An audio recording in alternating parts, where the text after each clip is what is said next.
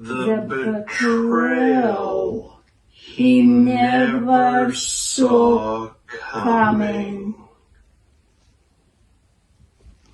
Every meaningful journey has a moment when trust shatters.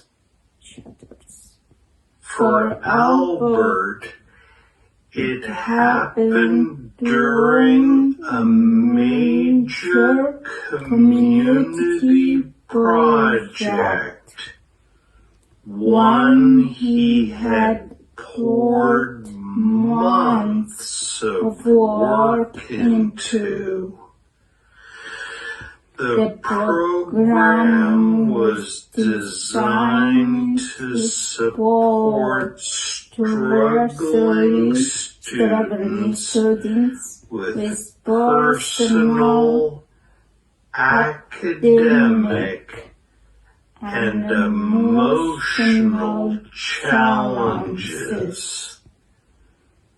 It received small funding, and Albert worked tirelessly to ensure every resource went to those who needed it.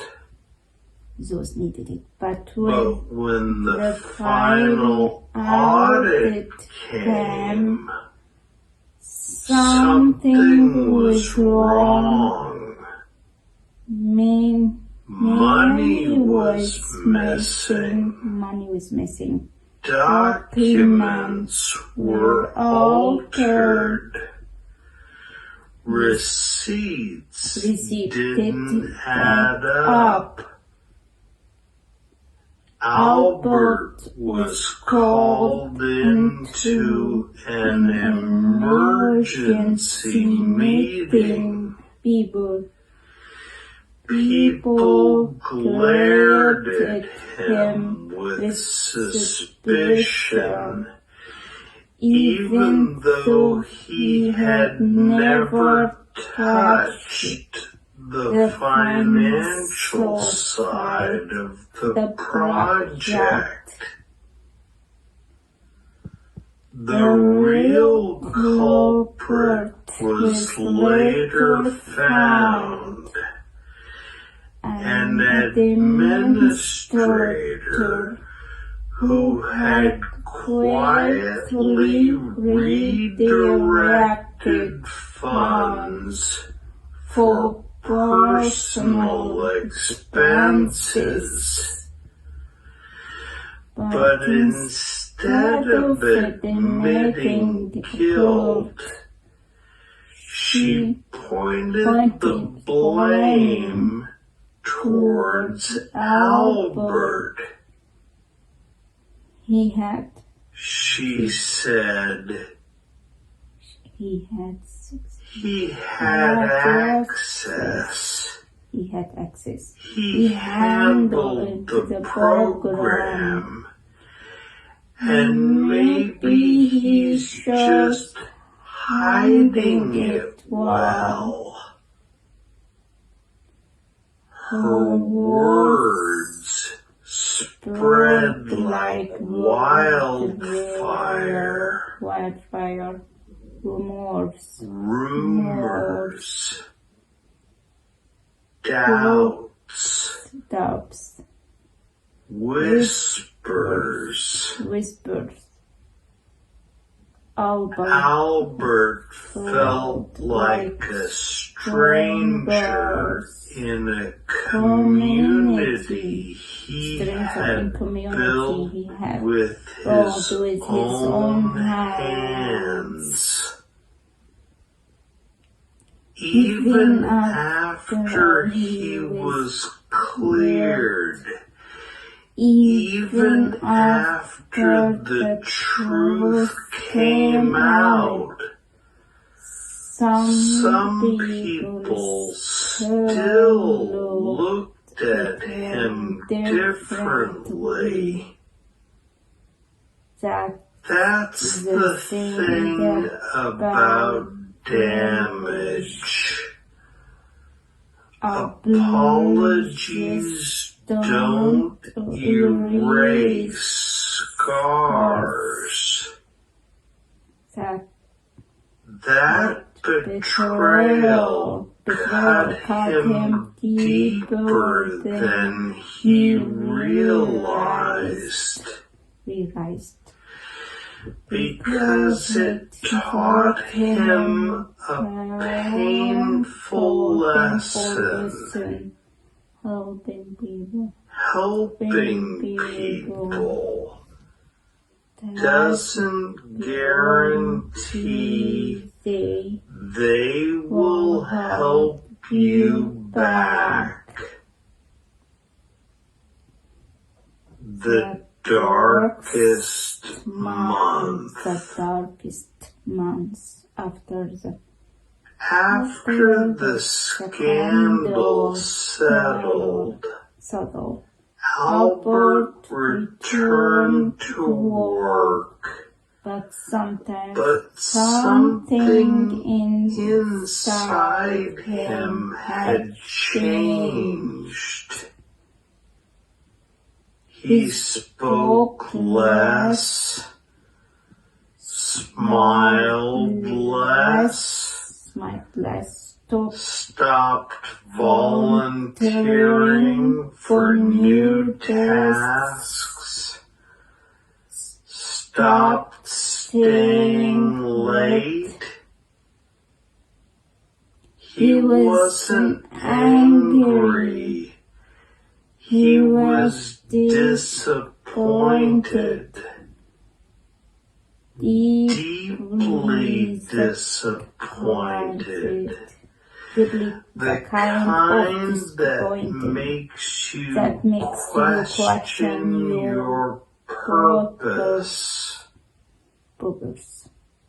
He started waking up without motivation.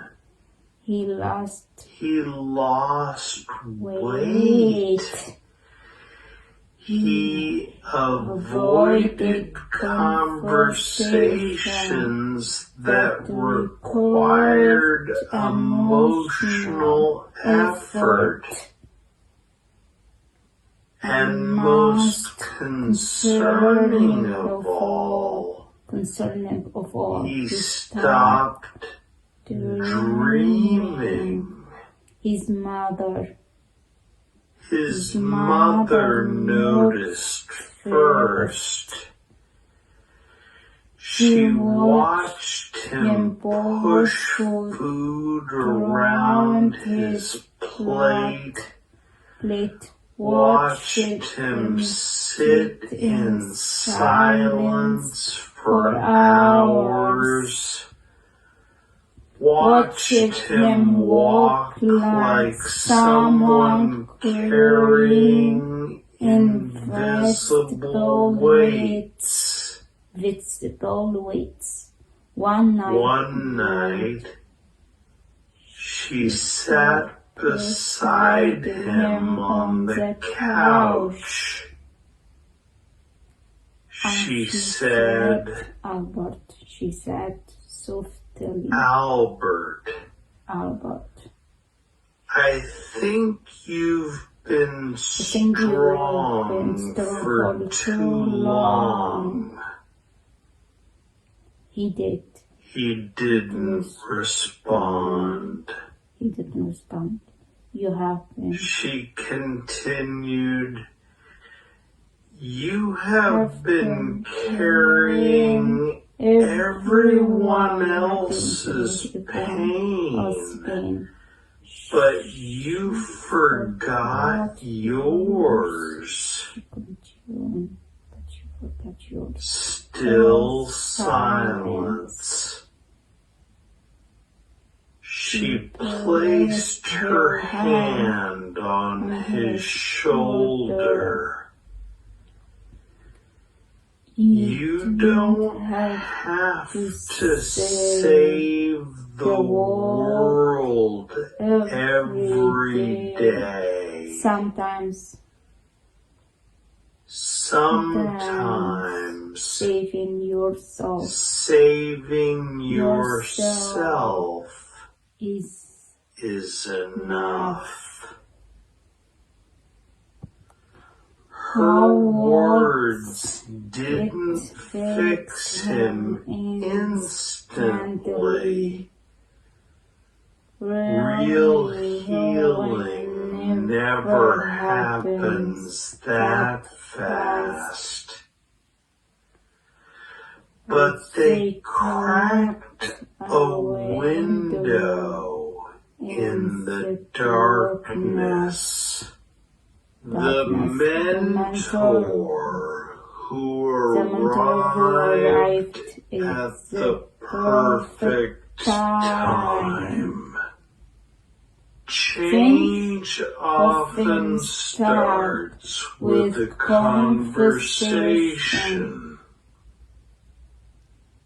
During a regional youth conference, Albert met a man named Ezra Hale, an older social strategist with decades of experience in conflict resolution and community building.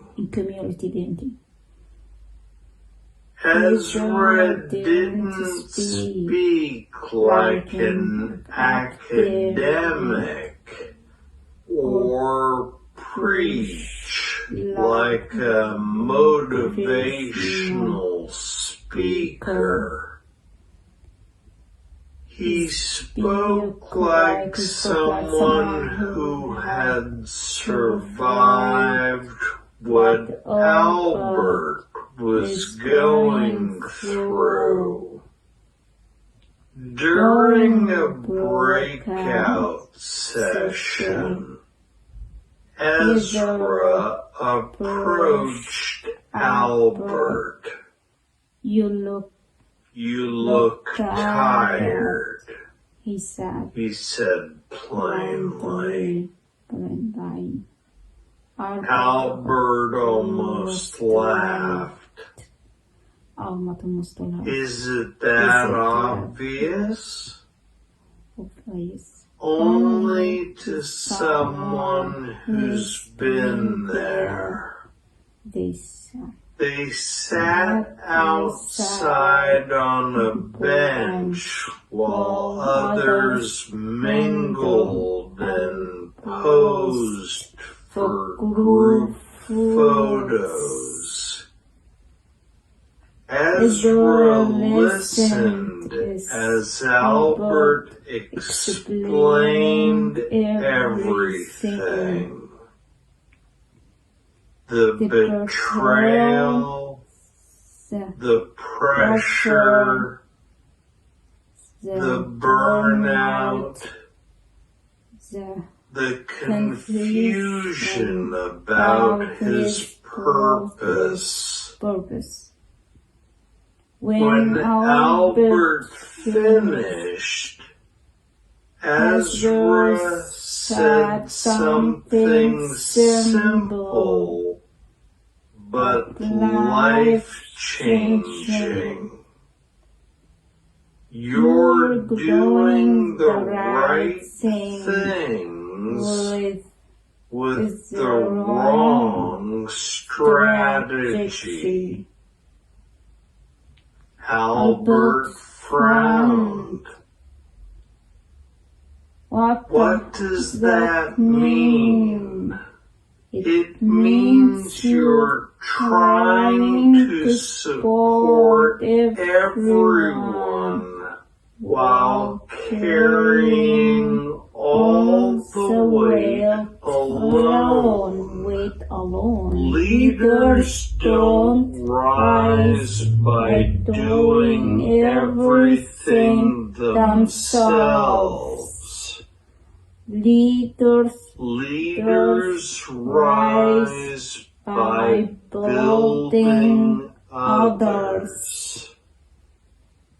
Then he added, your job isn't to carry everyone. Your job is to teach people how to carry themselves.